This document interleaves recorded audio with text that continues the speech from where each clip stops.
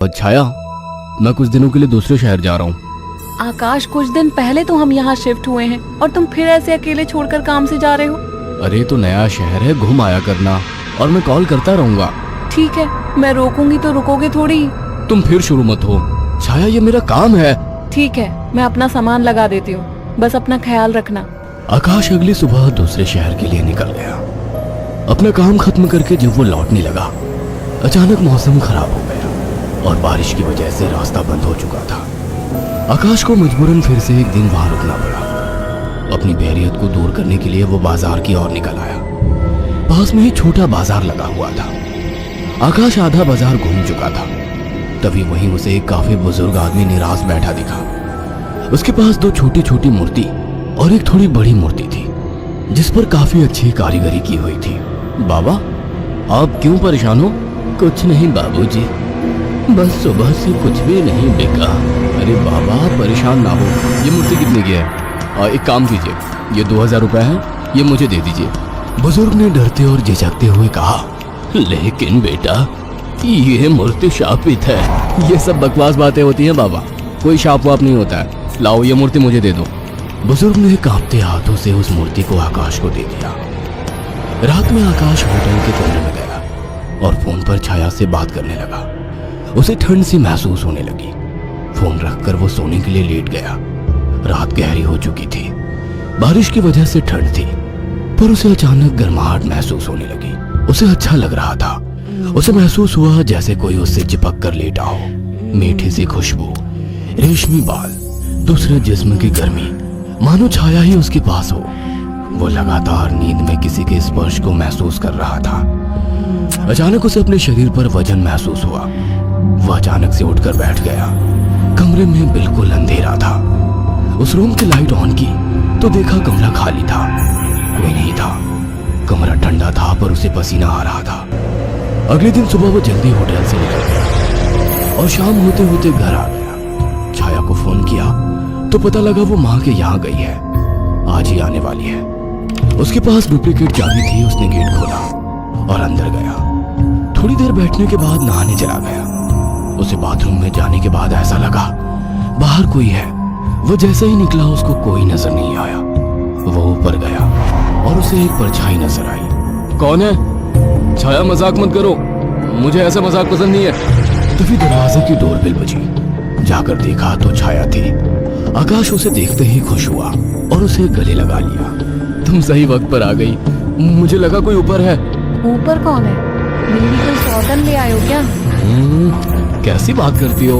अच्छा छोड़ो, मैं कुछ खाने का बना लूं, फिर बात करते हैं। हाँ ये ठीक है, मुझे ही भूख लगी है। अच्छा ये देखो कितनी सुंदर मूर्ति है। खाने के बाद वो अपने दोनों कमरे में प्यार की बातें करते हुए अपने निजी पलों के आनंद में लीन होकर सो गए। मगर आधी रात में आकाश को वही खुशबू स्पर्श महसूस हुआ। उसे लगा छाया को आज ज्यादा ही प्यार आ रहा है और वो जो कर रही है करने दो। छाया इस बार काफी उत्तेजित लग रही थी। आकाश को भी आनंद आ रहा था। अंधेरे में छाया ने आकाश के सारे कपड़े उतार दिए और पागलों की तरह उसके जिस्म को चूमने लगी। आकाश भी पूरी तरह से उत्तेजित हो गया था। छाया की गरम गरम सांसें आकाश को पूरी तरह से पागल बना दे रही थी और वासना का खेल चरम सीमा तक पहुंच गया। कुछ ही पलों का वासना का वेग लंबी लंबी और गहरी सांसों के बीच शांत हो गया। सुबह आकाश ने देखा छाया जाग चुकी थी। छाया चाय लेकर आकाश के पास आ गई। उठो, चाय पी लो। वह चाय के लिए उठा तो छाया बोल उठी, ये मूर्ति लेकर कब से सोने लगे तुम? अरे ये तो साइड में रखी थी, वहां बिस्तर में कैसे आ गई? आ गई होगी। एनीवे, चलो तैयार हो जाओ, ऑफिस जाओगे ना? लाओ, इस मूर्ति को मैं रख देती हूँ। थोड़ी देर बाद छाया कमरे में सफाई करने गई। वो काम में बिजी थी, पर उसे लगा जैसे मूर्ति उसे देख रही है। जैसे उसने मूर्ति की तरफ देखा, मूर्ति अपनी जगह जैसी थी वैसे ही रखी थी। छाया काम खत्म करके कमरे से निकलने को हुई तो अचानक मूर्ति गिर गई। छाया ने पलट के मूर्ति को उठाया। अचानक मूर्ति मुस्कुराई। छाया डर गई और मूर्ति हाथ से छूट गई। डरते डरते उसने मूर्ति को उठाया तो उसने देखा वो सामान्य थी।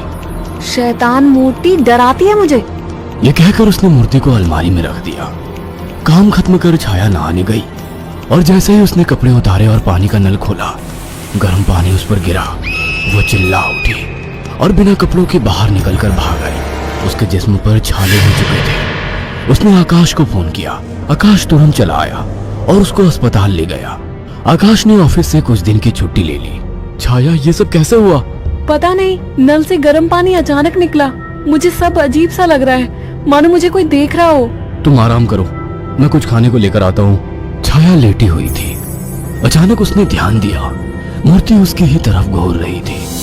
अचानक उसे याद आया कि मूर्ति को तो उसने अलमारी में रख दिया था। अचानक वो मूर्ति हिलने लगी। छाया चीख उठी। आकाश दौड़ता हुआ आया। क्या हुआ? ये मूर्ति अभी खुद चली थी। तुम्हारा वहम होगा छाया। मगर रात को आकाश को फिर से चुंबन के स्पर्श महसूस हुए। वो नींद में था और चाह के आंखें नहीं खोल पा रहा था, परंतु आकाश को चुंबन के स्पर्श उत्तेजित कर रहे थे। उसके मुंह से आवाजें निकल रही थी। अचानक छाया की आंख खुल गई और उसने जो देखा वो हैरान रह गई। उसने देखा कि एक लड़की काली परछाई के रूप में आकाश के कपड़े खोल रही थी और वो देखते ही चिल्लाने लगी, आकाश, वो काली परछाई!